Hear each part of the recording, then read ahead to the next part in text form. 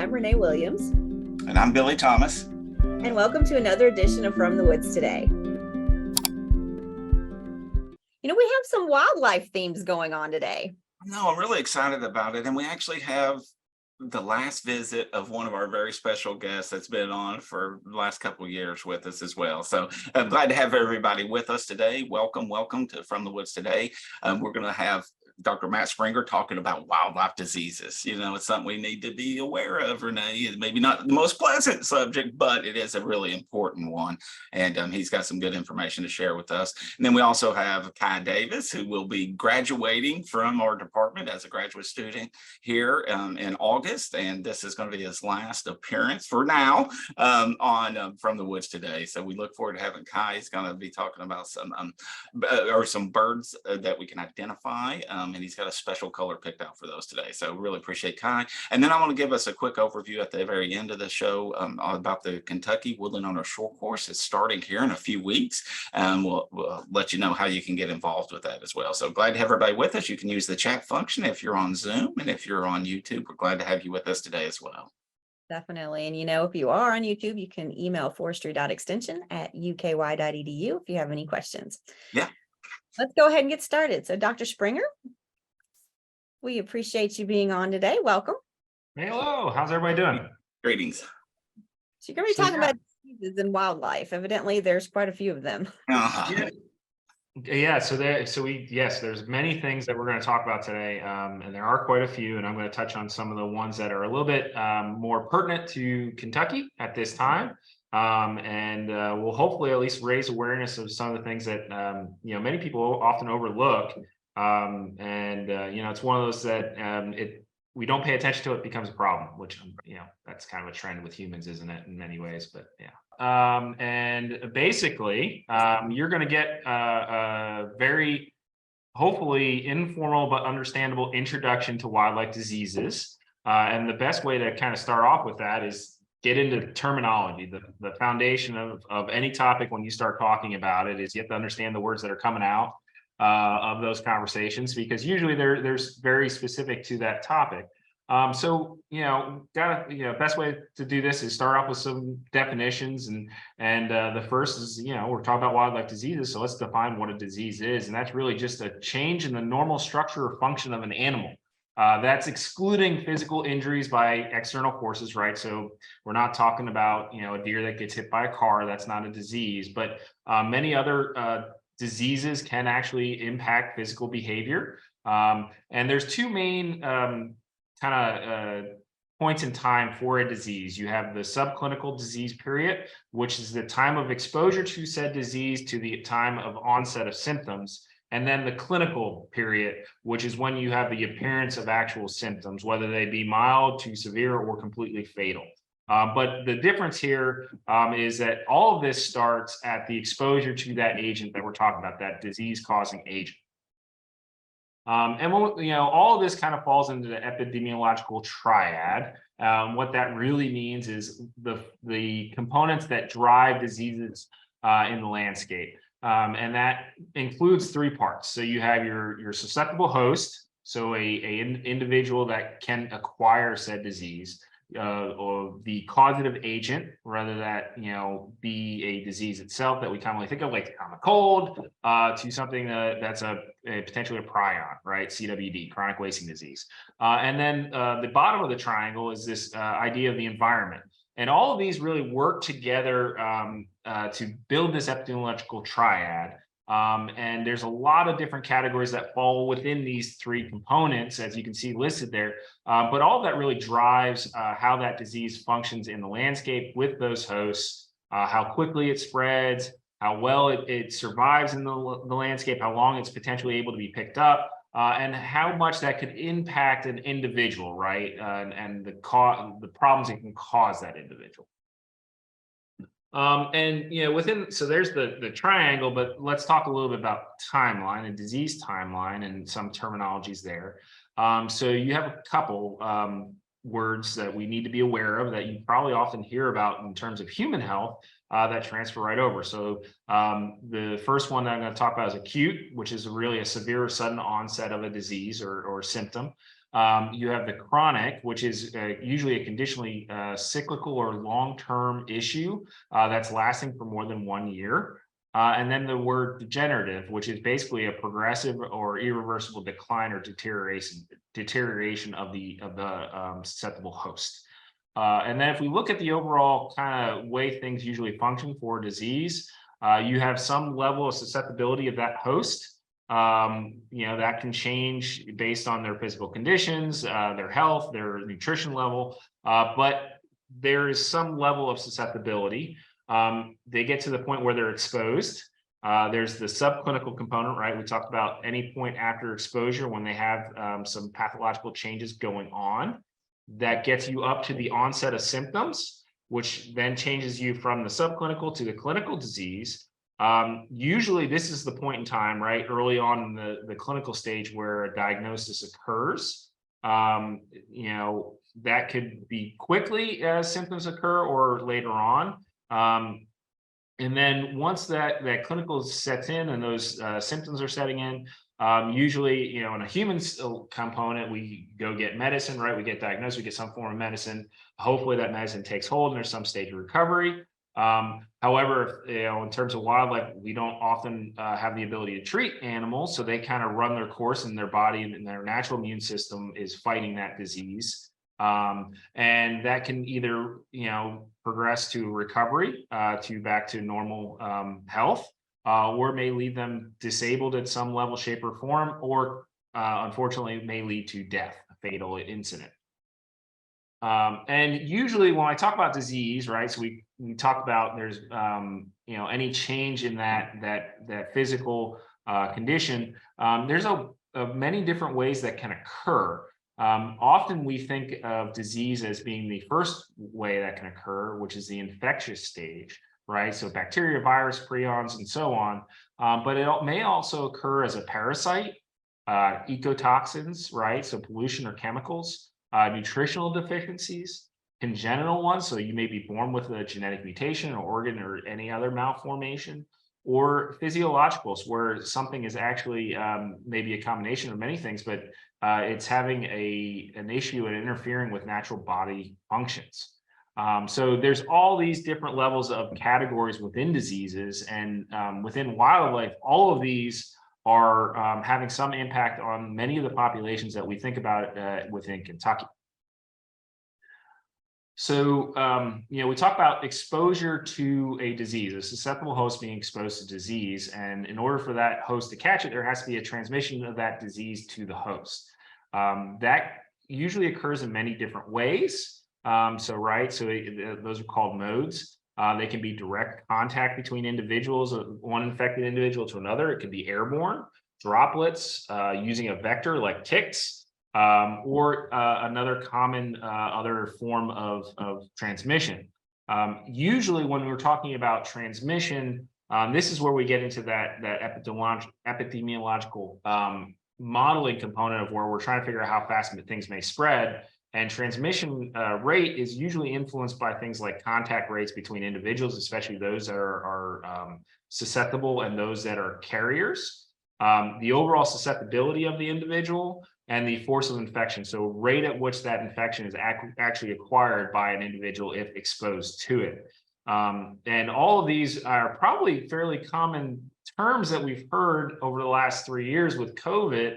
And all of this, we've heard it with COVID, but it all translates over to many of the other diseases that we're concerned about within wildlife. So other terms that you're probably aware of. So as we start looking at managing disease within wildlife populations, we often use the word prevalence rate. So total number of cases within the estimated population or total population. Morbidity rate, so state of being symptomatic from a given disease. And then the mortality rate, deaths of that given disease.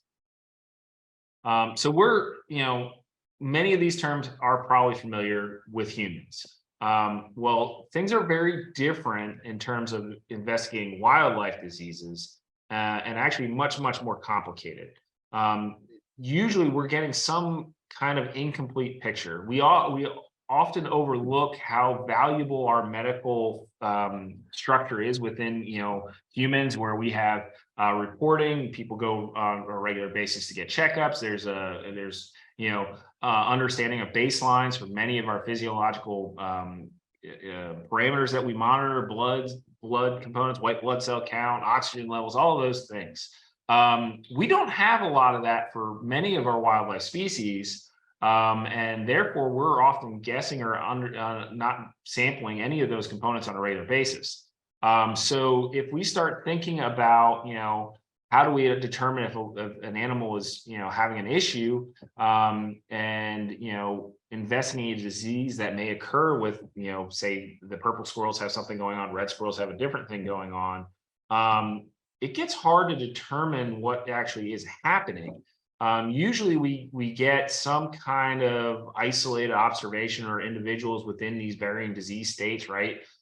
Someone may report a sick squirrel at a given time when that squirrel is basically at a point where it's almost to a mortality. That doesn't really tell us a lot of information about how long that disease was causing clinical symptoms, what was subclinical, and so on and so forth. Usually, if we find an animal that has had a mortality rate due to disease, that carcass is out in the environment and degrades incredibly quick. It may be scavenged upon. So we don't get tissues in great condition to work with. Many of the things that we do in human health are incredibly expensive. And funding is, a big thing, right? We hear all about healthcare costs. Well, try to imagine that with a wildlife management budget, which is very small to begin with, to do all the other things that we normally do. Work in a wildlife health component and disease monitoring for 500 plus wildlife species, and that cost is just logistically impossible to take on. So unfortunately, many of our wildlife professionals, our wildlife vets, are working with very incomplete pictures, small amounts of data, and they're trying to come up with management strategies that are going to keep those populations at a resource level that's there for the future. So we may only get a picture, right? So if we have a population of squirrels that's in a backyard of an individual that's very aware and cares a lot about squirrels, we may get feedback on this subset of squirrels, and where the wildlife vet needs to know everything else going on within the entire population. So it gets very difficult, and there are strategies that are put in place by our wildlife professionals to help deal with this, but many times it's very hard for them to get a true understanding of what is going on in systems. Those strategies really come down to two things. In order for them to have any chance at dealing with wildlife diseases and the landscape, and that is some kind of surveillance regime put in place. And then given that understanding of the disease itself, there's usually some kind of management plan that exists, whether it's reactive or proactive, hopefully proactive, but that's not always the case given the problem I mentioned earlier. So the surveillance side of things is really kind of this ongoing systematic collection, analysis, and interpretation of health data. And that's the same terminology we use for humans. Usually, that's going on at some level and some focus for each wildlife agency, and generally falls into three elements: some kind of environmental assessment, a host monitoring, right? And then also a disease agent surveillance. This may come into the form of both live and post-mortem analysis of species. And then, like I mentioned, it may be reactive or proactive. The proactive side is usually informed by other states' reactive issues, right? So we're about to potentially have a rabbit hemorrhagic disease issue. Based on other states already have it. We're looking for it within the state of Kentucky. So it's a more proactive, trying to get ahead of it and surveilling for it, looking at many of the potential routes it could come into the state. So that's proactive. We are also doing the same thing for things like chronic wasting disease. However, we're much more reactive to things like avian influenza, that has shown up that is very much out of our control. So we're reacting to where, trying to identify where those outbreaks are and how do we then manage those outbreaks. Usually, as part of this surveillance, whether it be proactive or reactive, is going to use a bunch of different diagnostic tests, falling into things like chemistry, microbiology, parasitology, virology, and then also necropsy and pathology. This really is kind of the tools of the trade for many of our experts on how they move things forward and understand what is going on in systems. Also provides baselines for healthy animals so that when you do have a problem arise, they're using these things to determine the scale and severity of said problem for whatever disease it may be. On the management side, this is really where you're bringing in that understanding of the disease and how it is operating within a system.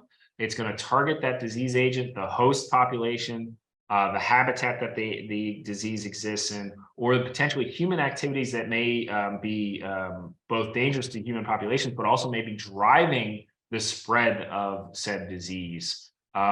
So there's usually limited options, right? So we, like I mentioned earlier, we often are very familiar with going to the doctor and getting an antibiotic if we're sick. We don't have that. It's not really possible on scale for when you start talking about treating all the deer in the state of Kentucky, all 1.1 million deer. They don't get in line and walk through a cattle chute to get a shot.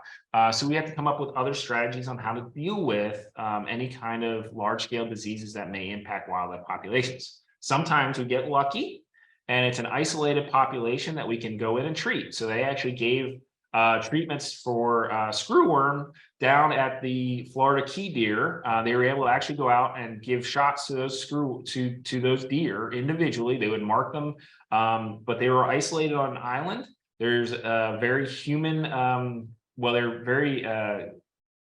very responsive to humans in a positive way because of history of feeding them. So they would walk up to the biologist and take an apple out of their hand while they were getting a shot.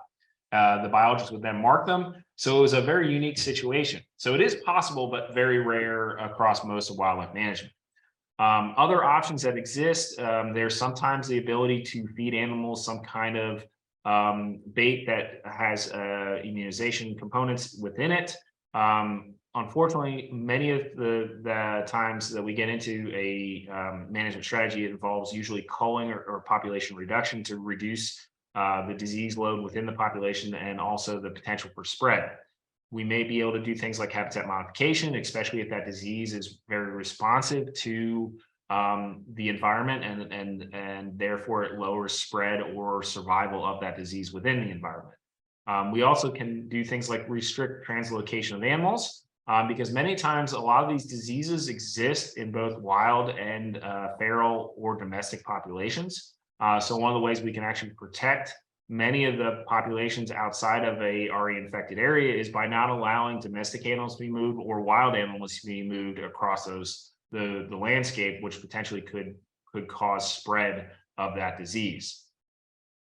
More often than not, unfortunately, the main goal here is actually control and not eradication.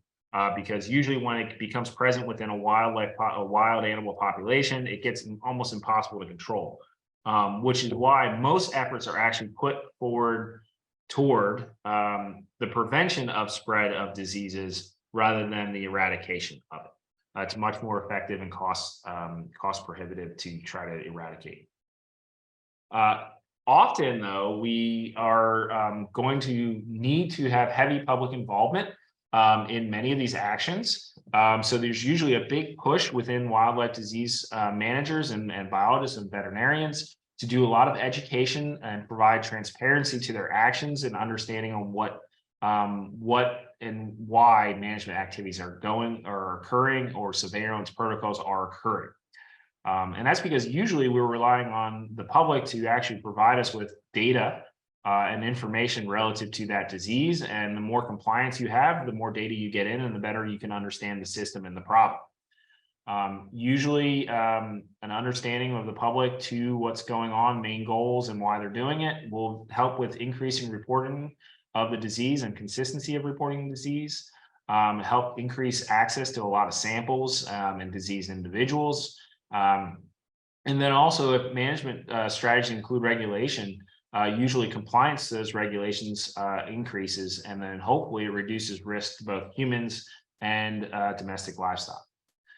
So there's a lot of care that is put into how information is presented to the public and when it is presented to the public, which, as you can imagine, may cause its own problems.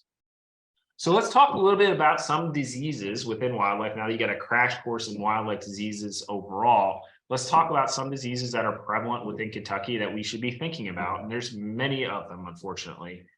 Some that you may be aware of, like the first one here, which is rabies, and others you may not. So rabies is a very common disease that we heard talked about on a regular basis, and that's because of the potential interaction we have as humans with many of the species that do carry it. It is a virus that is spread by primarily mammals, especially mesopredators like raccoons, coyotes, skunks, bats, and foxes, who are very much heavily tied to human development, human activities, which is why we are usually pretty aware of it. There are several strains of it, usually associated with those individual species.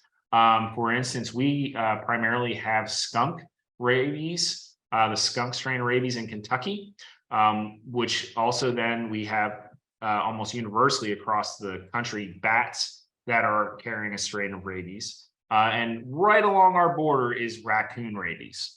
And there's a lot of effort put into keeping raccoon rabies out of the state of Kentucky because it does spread so quickly, and it's actually a little bit more of a concern for human health because of how close raccoons do live with many of our human population and interact with our human population. It is available, within the environment and its hosts year round, and it is very much a public health concern. If you do not have the rabies vaccine and you do not get treated within about 24 hours in contact with it, it's pretty much 100% fatal. In terms of wildlife, some of the clinical signs that we look for are it is almost always a rapid onset. There's behavioral changes, right? So, there's issues with balance. There's generally overly aggressive. There's heavy saliva present, agitated, usually walking with a head tilt, lack fear of humans and other events, which, towards the end of this, they fall into a coma and then die. We hear about a lot of, the fear of water, those kind of things. Usually, there's a heavy surveillance for rabies along those borders. There's, euthanasia and collection of those cases. So if you see a raccoon that is acting weird, you're supposed to call your local health department. They will come out and then catch that animal and then look for rabies within it. It's almost always identified post-mortem. It has to be identified post-mortem through tests of the brain tissue, and there's no known treatment for wildlife species. And all of the management associated with this is relative to trying to reduce contact risk to people and domestic animals through personal protection equipment, vaccinations, and oral vaccine programs and bait along those borders, which cost millions of dollars annually. The next one is one that we currently do not have identified within the state of Kentucky, but is present and spreading in most of the other states around us, 6 of the 7 to be exact. And this is chronic wasting disease. And this is primarily a cervid disease, so deer and elk in the state of Kentucky. And it is basically a transmissible spongiform encephalopathy, TSE. Which is really a prion. It's a misfolded protein that occurs, and it can be spread from animal to animal. It is currently found throughout North America, and then also in Norway and South Korea. It is present within the environment year round, and it is 100% fatal disease with no known cure. And usually that is a problem because the animal can be subclinical for many years before the clinical symptoms set in. But during that time, they can actually be spreading the prions in the landscape, thus increasing the overall prevalence of the disease among its population. When the clinical symptoms actually do kick in, the animals usually are emaciated, have erratic behavior, heavy saliva, drooping ears, and other neurological irregularities. mostly because of the economic value of many of the species that are impacted. There's a heavy surveillance regime put in place by many of the wildlife agencies. They have actually recently developed some live tests that are getting basically improved on their efficiency. Traditionally, it was post-mortem analysis of the obex and lymph nodes in the throat. Now we're moving towards the live tests in a couple different ways, and hopefully that'll improve surveillance in the future, especially among our captive cervid industry that are often handled on a regular basis. Current management for the disease is there's no way of eradicating these prions. They can actually are known to exist in the soil for over 2 years. They can be uptaken by plants when they're present in the soil, and they can actually spread in various ways. Primarily, we believe it's spread from saliva from one animal to another in direct contact. So general management strategy at this point is trying to cull and reduce densities to lower transmission rates. This is one that if populations have the disease out west that have had it for decades, we see survival rates that are dropping at 50 or 60% of what they should be, and populations will eventually crash.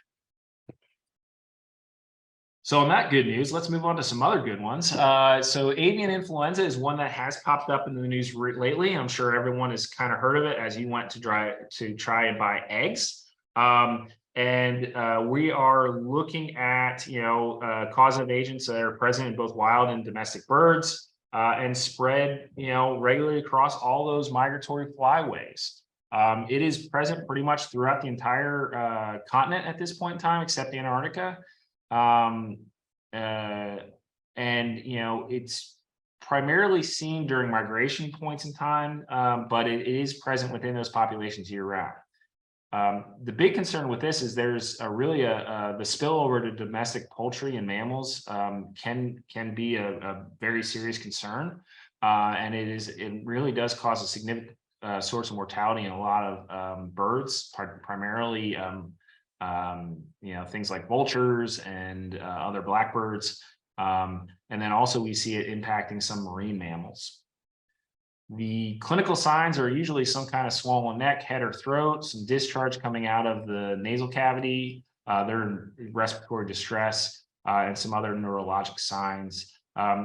Birds are regularly surveilled, testing for both live and dead birds in the environment. Usually waterfowl are tested on a regular basis because they tend to carry it pretty heavily within their populations, and hunters are often asked to allow for surveillance to occur of the birds.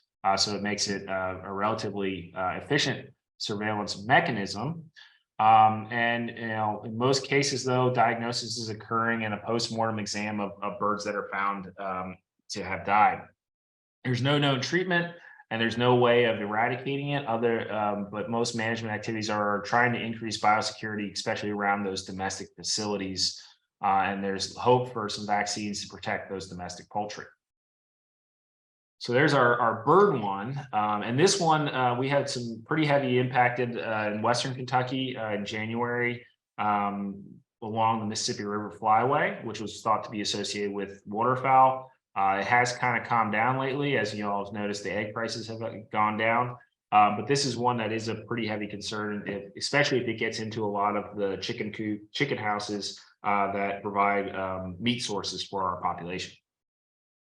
Now, one from the reptile amphibian side, ophidamyces, which is also snake fungal disease, and actually Dr. Price in our department here works on this, is a fungal disease that is impacting at least 15 different genera of snakes, and is known to be at least 38 different states and also Ontario. We see this as snakes emerge from their winter hibernations. We see snakes that are exhibiting symptoms of SFD. And there's very little known about it. A lot of work is going into it now, trying to understand what kind of impacts it does have on snake health and populations. And it is estimated that one already threatened snake species, the eastern Massauga rattlesnake, has a greater than 90% mortality rate. A lot of times, for those of you that like snakes, you may pick up snakes and see kind of some weird flaking or crusty scales, displacement or swelling around those scales, discoloration. Those are all actually the clinical signs of SFD. And a lot of times there's some surveillance going on of individual snakes as they're caught, especially by those biologists that are working with it. And usually there's some kind of diagnosis that comes from basically swabbing those animals in those affected areas or suspected infected areas to run some tests on it to determine if that fungus is present. In terms of treatment, there's some options out there which may be employed, especially for that snake species mentioned that are already struggling. But overall, there's not any option that's available for a widespread population control. So a lot of time it's up to individual biologists to do some management in terms of trying to disinfecting, capture, and holding materials, and then also continue surveillance and research to determine how big of an impact this disease may have on reptile communities moving into the future. Other ones, so I kind of just gave some very brief ones that are common that we heard. Some other ones that you may have heard of that are of note and at least a concern within the state of Kentucky are things like canine distemper, which is commonly carried by raccoons. And usually when someone suspects the raccoon of having rabies, it usually has canine distemper. But other ones include, I mentioned that rabbit hemorrhagic disease. That's a big one that doesn't have any impacts on humans, but could wipe out a vast majority of our rabbit populations. White nose syndrome is one that most folks have heard of with bats. Meningeal worm is one that we see have impacts on our elk populations, also called brainworm, because the worm actually is transmitted from white-tailed deer via snails into elk. And our elk that we have now were from Rocky Mountains. They are not used to those worms, whereas our eastern elk were. So their population of elk that we have is very vulnerable to those worms causing issues. There's an entire suite of other diseases, including things like coronaviruses. But the big thing is we're always looking for impacts on human health. There's a couple of terms that you should be aware of, things like zoonosis that spreads from animals to humans. An epidemic we all heard of and very aware of, and so is the pandemic. So I'm not going to go into those. But the biggest risks are kind of these areas of infectious diseases where emerging infectious diseases exist. There's a lot of pathogens present, usually a lot of humans present. And we know that many of them are zoonotic, originating in wildlife. So there's a high risk for spread to humans. And as you can see, some of those are in the Northeast, Europe, and then in Asia. And the example, right, that everyone's very aware of is COVID-19. And, that was the pandemic that was caused by that. And then also all of the species that can potentially be infected by it and all carry it. And then we're still learning on whether or not many of these species can also be a reservoir to reinfect humans and so on and so forth. It gets very complicated. As you can see. There's basically this new approach to wildlife disease management is this idea of one medicine, one world, one health. So that understanding that it's critical to know that animal health, environmental health, and human health all play a role together. And therefore, we need to be approaching these problems across all three of those strategies, incorporating data and management tools from all of those to benefit our approach to managing these potential threats to human health in the future, as well as our wildlife populations. And with that, I will happily take any questions on the vast amount of understanding you just got from wildlife diseases in your wildlife lecture. Wow, drinking from a fire hose. Oh, that was a lot of stuff. There's a lot of stuff. There was a question about what is the possibility of passing to cows. Now, I'm not quite sure which one. I'm guessing that's CWD.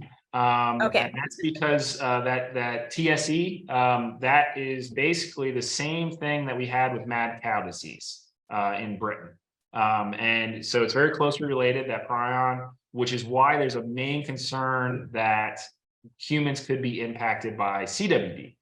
right now that CWD does not appear to be jumping the species barrier to livestock, cattle.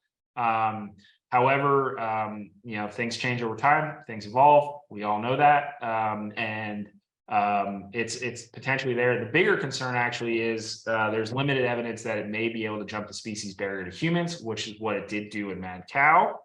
So we're hoping that doesn't actually occur with CWD, because that would really cause a big problem when you start thinking about all the people that consume elk and deer meat, as well as our main control tool for deer damage and elk damage is hunters. So that's a big concern. Dr. Springer, we thought human health care was complicated, right? Wow. Human healthcare has got a lot of funding. That's Yeah. it's all very similar in terms of like, right, we're all mammals and things are reacting the same. We know about that, but funding really helps the world go around in terms of understanding systems and attacking those problems. Yeah, I guess it's true. You don't always get good information from your patients, right? Even if they're human or not. So yeah. There was another one too speak more about avian influenza spreading to marine animals, and is it always fatal in marine mammals? Yeah, so that's a great question, Margaret, or Margot. I don't want to venture too far here. I know it is a concern. It's not like every marine mammal that is basically come into contact with AI would potentially be a mortality case. If that was happening, the number of, probably exposure rate of those mammals to AI is really high. So it's probably a small impact, but one that needs to be monitored for future, population success. Wonderful. Well, thank you, Matt. That was awesome, but a lot of details. And so if anybody wants to watch it again, we'll have it, on That's in a a week great or so. thing. And I didn't mention this in the get-go, and I need to, is most of this was really pulled together by my grad student, Kate Williams, who's actually working within our Kentucky Department of Fish and Wildlife wildlife vet. She's working in that office, and this is her thing. And I thought she did an excellent job pulling together. So that's why her name appeared in the first slide. Is I got permission for her. She couldn't be on today. She would have done this much better.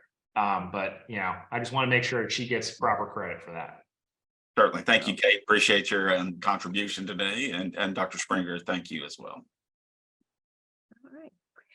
Moving on to our wildlife sounds. We have Kai Davis coming up next. I'm so excited to have Kai, but it's also so bittersweet, right? Kai's going to be leaving us soon as he graduates and moves on. But we're glad to have him one more time. Sometime maybe Kai, you can just make a guest appearance. Yeah, man, we'll have you back, man. We'd love to. Yeah, that's what I was saying, or that's what I was thinking too. I'm like, this might be my last time officially, but maybe I'll pop back on in the future. Because there's always birds and wildlife and things to talk about in general. No doubt. You got a place here, buddy. Yeah. I'm glad. All right. So okay, so yes, the birds are flying now. All right, so hello, good morning. It's nice to be here again. So again, my name is Kai Davis, master's student here at UK. So this is my last time doing this officially. So I'm doing wildlife sounds, talk about birds every time, and I do a color theme each time. So the color theme for this one is going to be yellow. So the two birds we'll talk about, one being a local bird that we'll talk about first, the second being a migratory bird that'll show up around this time of year in this season and month, will also be yellow. So I'll play the sounds for you all. If you feel like you know it or you want to guess, feel free to put it in the chat. I love to hear some of the guesses, and same with questions. I might not see it, but I'll try to answer it afterwards. And then preface, I'm still learning with you all too, so I might not know all the answers, but it's fun trying to explore with you all. So anyway, let's go ahead and dive into the first bird. All right, so this is typically the habitat that you'll find them in locally, but pretty much all around for the most part. So it's kind of a hint too, so I'll go ahead and play the sound. All right, I'll play it one more time. All right. So yeah, if you have any guesses, feel free to put it in. One more. Okay. So it is the American goldfinch. So hopefully you all got it right or suspected it. So this is only a small part of all the different calls and sounds and songs that the goldfinch has, but it's the most recognizable. So the way that I recognize it, so there's two ways. One is it's like a bright perchicory you might hear, but the one that I've been taught and the one that I mostly recognize is potato chip. And of course, that's a lot more fun. So it can be like a chip, chip, potato chip. But like I said, it can be only a small part of all that the goldfinch will call and sing. So yeah, so that's again, I'll play it for you one more time to see if you recognize that potato chip and that perchicory. So yeah, here we go.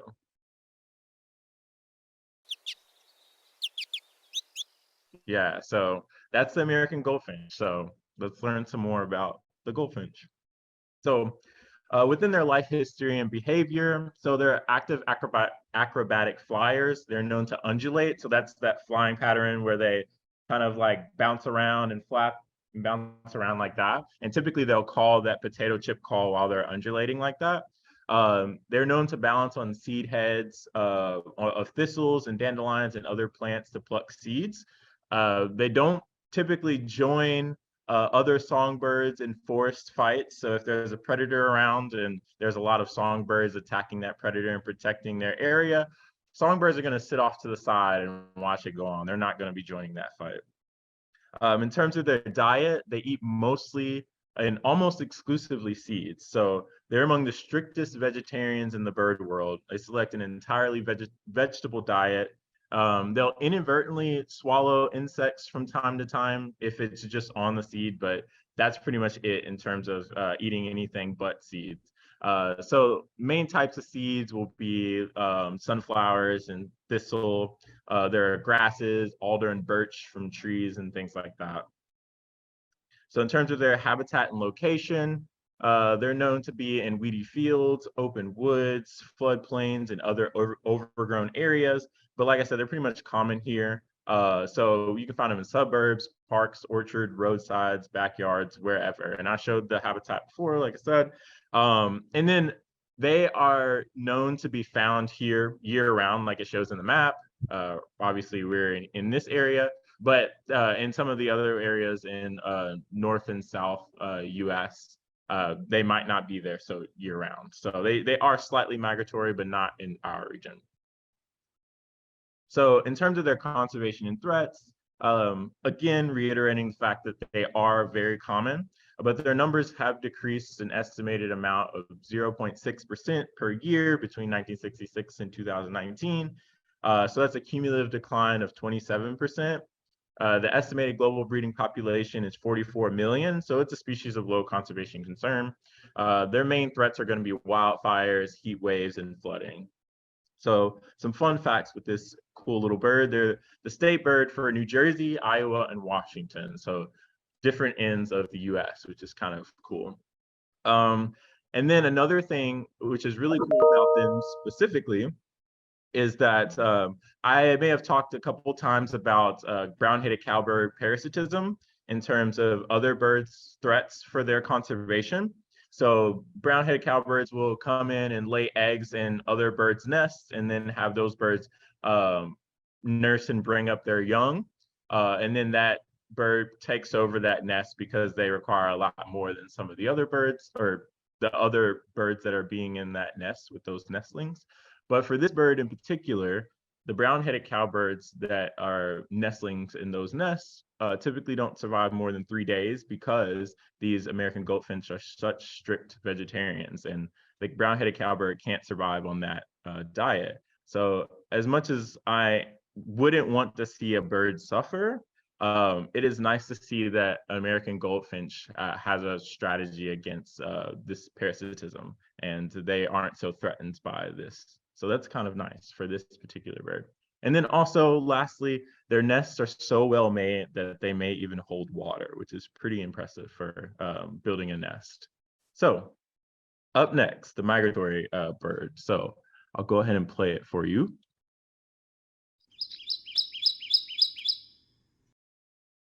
All right.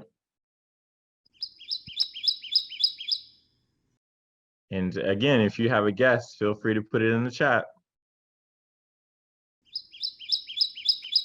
All right, so the big reveal. Kentucky warbler. I had to show some for our state. So the Kentucky warbler. So the sound that it has is that resonant, rolling, upslurred chiree, chiree, chiree, and it usually calls about 8 times. And then also I can hear like a pretty, pretty, pretty, pretty. So either one you want to use, but that's pretty much recognizable. However, the Carolina Wren is very similar. Its song is very similar in cadence, but it's burrier, and each note typically has 2 syllables for the Kentucky warbler, as opposed to the Carolina Wren, which has 3 syllables. However, the cardinal is also very, very similar, but it's typically it's just slightly different in terms of what the sounds it makes, but similar cadence again. But yeah, so I'll go ahead and play it for you again. So that pretty, pretty, pretty, pretty, and that chiree, chiree, chiree, so about 8 times. So go ahead and play that. Yeah, so whichever one you hear, it's kind of like that dress that's blue or gold, depending on what you see. So for here, just whatever you hear between those two. So let's learn some more about the Kentucky warbler. So in terms of its life history and behavior, so males typically arrive on breeding grounds before the females do, and they'll sing and establish territory and defend from rivals with threat displays, and that's raising the crown, chipping, and then they'll chase as well. And then so during pair bonding, when they're feeling each other around and trying to find mates, many as 5 males and females will chase each other around at the territory. And this activity will attract others. So there will be a large party of Kentucky warblers just chasing each other around, trying to find mates. Once they are paired, they are socially monogamous. However, about half of the nests usually contain an extra pair fertilization nestling. So they get around a little bit. So males will guard females during incubation. However, after the young fledge, the parents usually go their separate ways. And they're usually found in the understory as opposed to anywhere else in the forest or in the trees. So very much lower on the ground, lower in the forest. So for their diet, they eat insects and their larvae, but they don't discriminate against spiders. They also eat arachnids, but they also eat fruit as well. So when foraging, they spend most of their time hopping around on the forest floor. Like I said, very much an understory bird. They'll turn over leaf litter, scratch with their feet. They'll probe with their bill to find prey. They also feed in the understory again. The lower parts of the trees, they'll glean insects and occasionally grab insects from the underside of leaves too. So in terms of their habitat, like I showed before, they'll use lowland hardwood forests, often near streams and dense understory. May apple, white avon, spice bush, and other understory plants are associated with their nesting. They need large tracts of forest habitat, over 1,200 acres for nesting, although gaps such as tree fall gaps, small roads are important for a patchwork of shaded and well-lit areas that they like to be found in. So in terms of their location and migration, as you can see in the picture, we are where they breed. Their breeding ground for the summertime, spring and summertime. So they're medium to long distance migrant. They migrate mostly at night, and many will fly across the Gulf of Mexico in the spring and in the fall. So they'll often depart the breeding ground, so often depart where we are now during August. So if you want to go out and look for them, they'll be here till August. So get them while you can.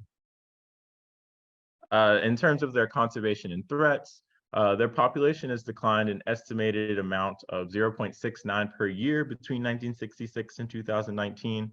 Estimates a global breeding population of 2.6 million. So it's a yellow on the watch list for species with declining population. So it is declining. Their threats, there are a couple of them. So these Kentucky warblers will avoid forests without understory. So this can include like stands and forests that have been overbrowsed by deer. So deer can actually have an effect on the conservation of this species, but also managed and even age stands of timber they'll also avoid. And then like most songbirds, they migrate nocturnally, so at night. So they'll often strike buildings and other structures and are killed, unfortunately. Also, feral and domestic cats probably kill a lot of Kentucky warblers year round. These species, again, forage close to the ground where most of these cats might hunt. So keep your cats indoors if you can. That would be amazing. Are some of the threats. And then lastly, in terms of the fun facts, you might be wondering why this is named the Kentucky warbler. So the pioneering Scottish naturalist Alexander Wilson was in Kentucky when he first collected this species in 1811, and then the name stuck from there. So this became the Kentucky warbler, which is kind of cool. So again, thank you. And I guess I should change see you next time, but maybe I'll have to follow up on that and come back and do something. But We'll yeah, hold thank you you. to it. Yeah, so it's on there. It's in writing, so I guess I'll have to. No, Kai, again, man, it's been great having you on the show. You've been a great addition to this, and I enjoy your segments each time you've been on. And I don't know if you want to tell folks what you've got going on. You've got some exciting, a bright future in front of you. That's for sure. Yeah. I guess I can give a little quick update. So yeah, I'll be graduating in August.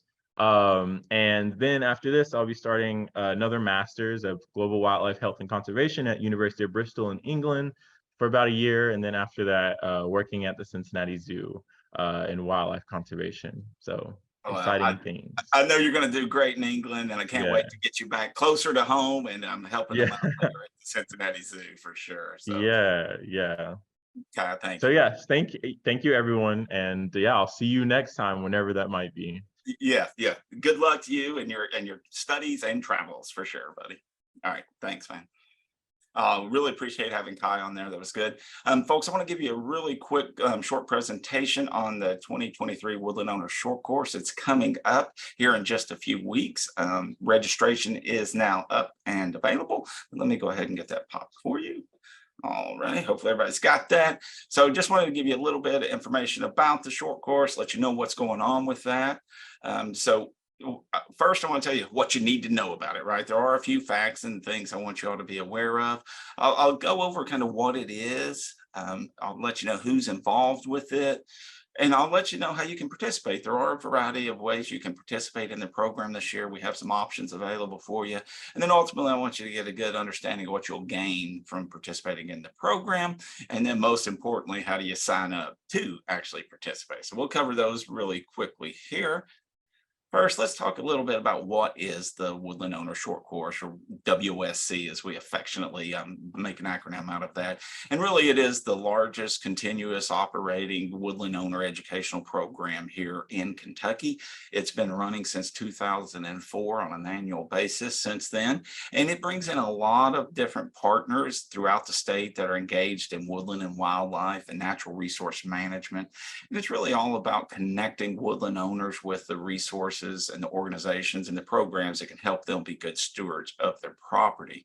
It does have online as well as in-person field sessions, and you're going to get a chance to interact with a wide variety of natural resource professionals as part of it. So that's kind of what the Woodland Owner Short Course is.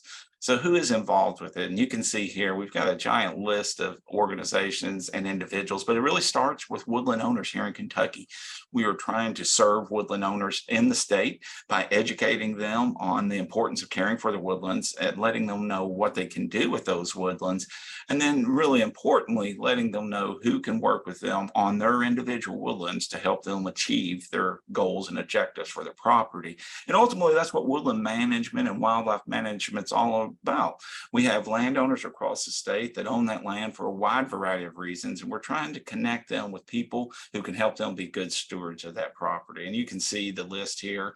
Our team here at UK Forestry Natural Resource Extension kind of coordinates the program, but as you can see, there are many groups and organizations involved. A few of them include the local county offices as well as surrounding offices. They contribute a lot. We have Kentucky Division of Forestry field staff will be in the field with us at the field sessions, along with Department of Fish and Wildlife Resources, Kentucky Woodland Owners Association. We'll have consulting foresters out there as well, who are members of the Kentucky Association of Consultant Foresters. We'll have Kentucky Natural Resources Conservation Service with us. You might get a chance to meet the brand new state forester here in Kentucky for NRCS, Mr. John Schultz, hopefully. And we also would like to acknowledge the Kentucky Sustainable Forestry Initiative, the state implementation committee. They're also a sponsor of this program. So as you can see, there's a lot of groups involved with it, and they all contribute their expertise and their time to try to help woodland owners get the most out of their ownership. So what could your participation look like? Well, first, you got to get registered, right? You can't participate without registration, and we'll show you how you can do that in a minute. And then you need to get ready for the 4 online sessions. The nice thing about this, you could view it from a tablet, a phone, or a computer, but just make sure that you got a good internet connection and you got speakers so that you can hear the presenters for the online session. So that's important there. And then third, we want you to participate in those. Not only do you get ready for them, but if you can participate in the live sessions, it'll give you a chance to interact with the presenters if you have specific questions. But for some reason, if the schedule doesn't work and you can't attend the live sessions, we will be recording those and making those available to folks so they'll have a chance to view them in advance. And that's an important thing. It is designed so that you will participate in these online sessions before you get out in the field. And what we're hoping will happen because of that is we're going to give you a lot of background information on a wide variety of woodland and wildlife management topics. And the ideal here is kind of jumpstart your knowledge, but also so we can spend more time in the field looking at some of this stuff so that you have a nice background so you can kind of absorb it the best you can. And then if you do select to join us in the woods at these field sessions, which is not required, but it is strongly encouraged, just recognize that we will be out in the woods. So you'll need to be prepared to meet us in the woods and walking around in the woods. Both of the field sessions that we have scheduled for this year are going to be visiting a recently harvested area.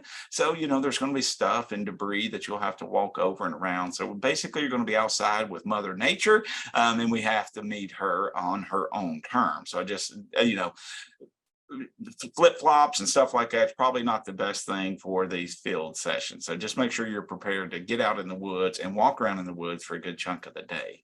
And then finally, we hope that you'll let other folks know about that. One of the things that many woodland owners take away from the program is just an amazement of how much support is available for those, whether it is programs or organizations. There's a tremendous amount of help to help individual woodland owners care for their property. All right, quick little timeline. So we're going to start off with 4 sessions online.